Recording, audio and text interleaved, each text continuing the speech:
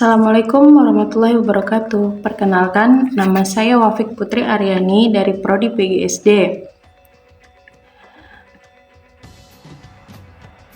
Dan selamat datang di video pembelajaran tentang Pancasila dalam dinamika sejarah Indonesia. Pada kesempatan kali ini, kita akan membahas bagaimana Pancasila berkembang dan diimplementasikan dalam berbagai periode sejarah Indonesia. Mari kita simak dengan baik.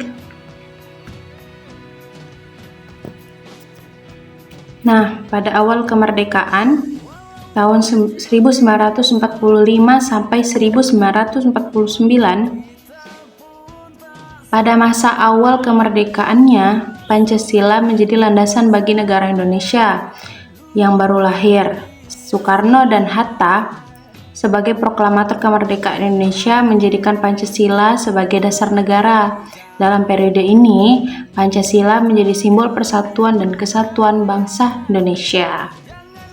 Lalu, selanjutnya yaitu Negara Republik Indonesia Serikat yang disingkat menjadi RIS pada tahun 1949 hingga 1950. Pada masa RIS ini, Pancasila masih menjadi landasan negara, meskipun struktur pemerintahan berubah menjadi federal. Namun, periode ini juga menunjukkan tantangan dalam mengimplementasikan Pancasila dalam sistem pemerintahan yang lebih kompleks.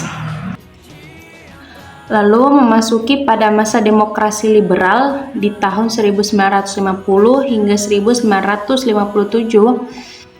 Pada masa demokrasi liberal ini, Pancasila dihadapkan pada tantangan dalam mengimbangi kepentingan partai politik yang beragam.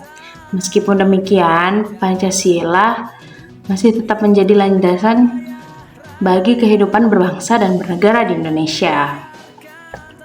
Lalu selanjutnya masuk ke demokrasi terpimpin,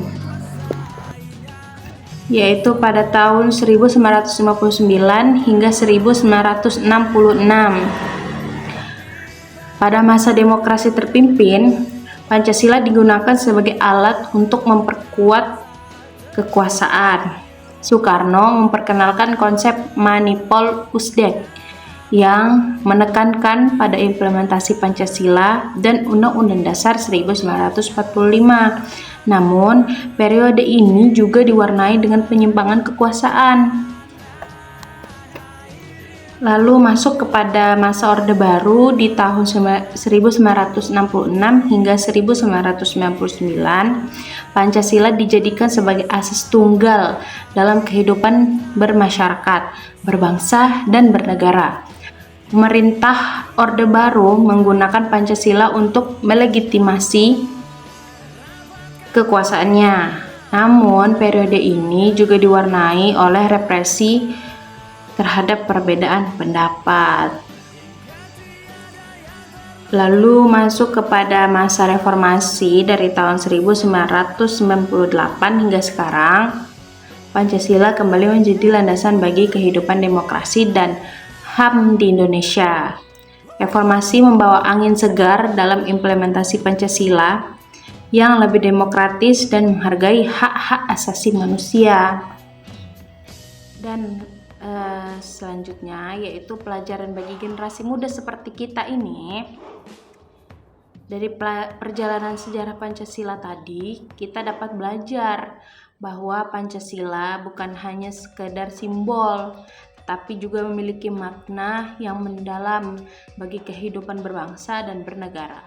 Generasi muda perlu memahami dan mengamalkan nilai-nilai Pancasila dalam kehidupan sehari-hari.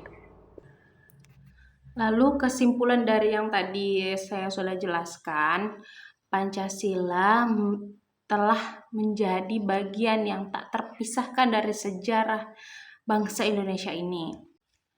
Melalui pemahaman dan pengamalan Pancasila, kita dapat membangun masyarakat yang lebih adil, demokratis, dan berkeadilan sosial. Mari kita jadikan Pancasila ini sebagai pedoman dalam kehidupan kita sehari-hari. Nah, Itu semua adalah video pembelajaran yang sudah saya sampaikan. Terima kasih telah menonton. Semoga bisa bermanfaat bagi kita semua. Dan bye-bye.